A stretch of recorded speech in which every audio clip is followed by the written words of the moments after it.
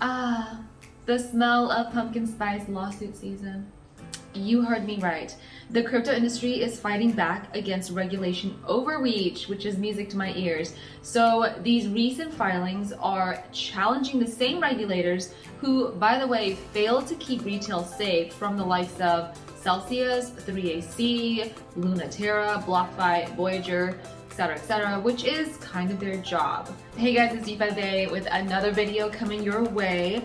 If you watched my last video, you'll remember that the SEC made an example of Kim Kardashian with a penalty that was more like a wrist slap. Well, they've also been busy handing out subpoenas left and right, like they're Oprah or something, from Coinbase to crypto funds, all the way down to individual NFT creators. It's still undecided who between the CTFC and the SEC will ultimately get to regulate the crypto and NFT space. But either way, regulation's coming, except there will be a fight. So far, we have Grayscale suing the SEC, we have crypto podcasters suing the Treasury and Janet Yellen, and we have Coinbase backing another lawsuit, also suing the Treasury. All right, so yeah, hit that button, do all the things, and let's get right into it. Crypto is fighting back against Goliath. First up, we have the Treasury getting hit with two different lawsuits for sanctioning Tornado Cash a few months ago.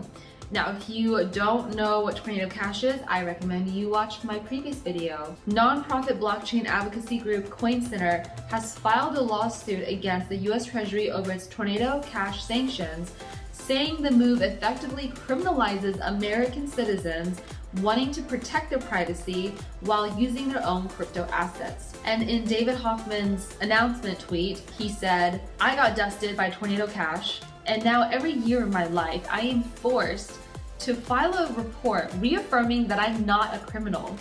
I don't intend to waste my time like that." David Hoffman versus Janet Yellen. Let's dance. Spicy, I like it. Back in September, Coinbase said it was funding a lawsuit against the US Treasury Department to block sanctions barring Americans from Tornado Cash. And this was filed in Texas, where 6 users of Tornado Cash accused the Treasury Department of violating constitutional rights to free speech and overstepping its authority in sanctioning the cryptocurrency mixer. The Coinbase CEO, Brian Armstrong, argues that the Treasury Department went too far by sanctioning an entire technology instead of specific individuals.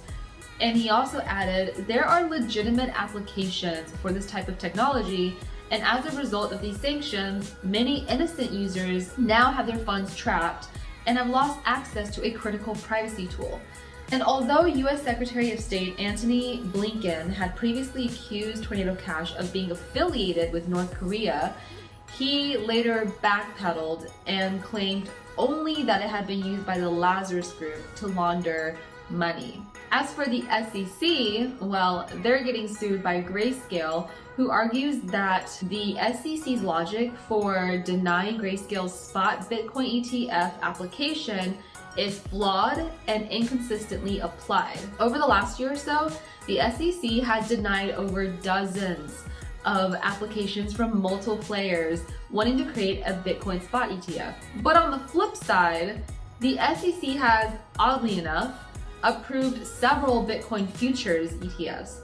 This is where Grayscale's lawyers point out that because Bitcoin futures and spot Bitcoin both generate their price based on overlapping indices, the spot price of Bitcoin in both spot and futures ETF are subject to the same risks.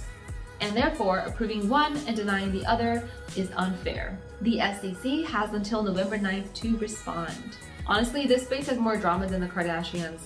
I don't know why they don't have their own TV series by now.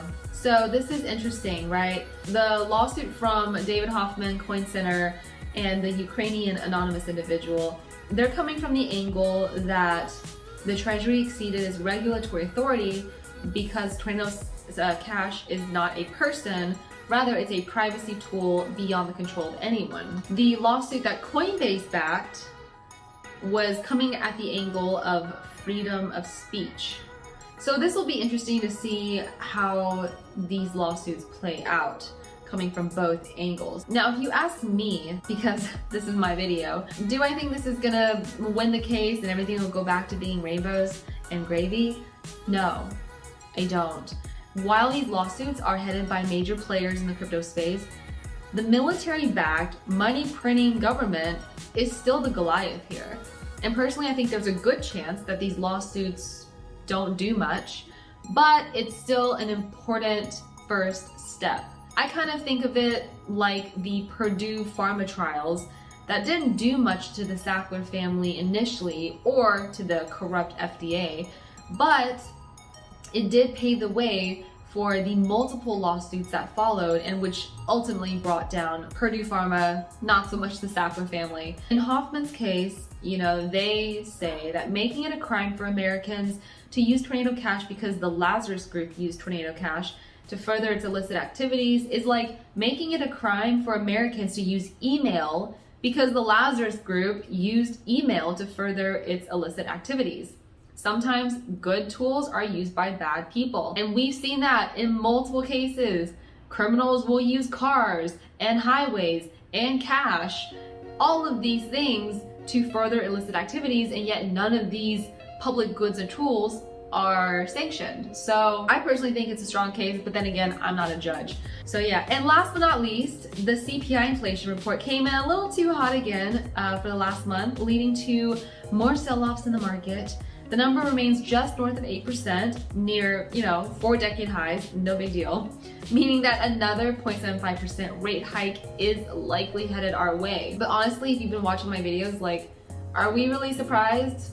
No. Have you seen the price of anything these days? A cup of Starbucks coffee plus standard tip is like $8 to $10 around here. $100 is really the new 20. Macroeconomic backdrop still gloomy, but actually there could be a good opportunity for Bitcoin to decouple from stocks and equities and rise in value during rock bottom. After all, keep in mind, Bitcoin was created as a response to one of the biggest recessions ever, the subprime mortgage crisis of 2007-2008. So, silver lining, that's it for this video.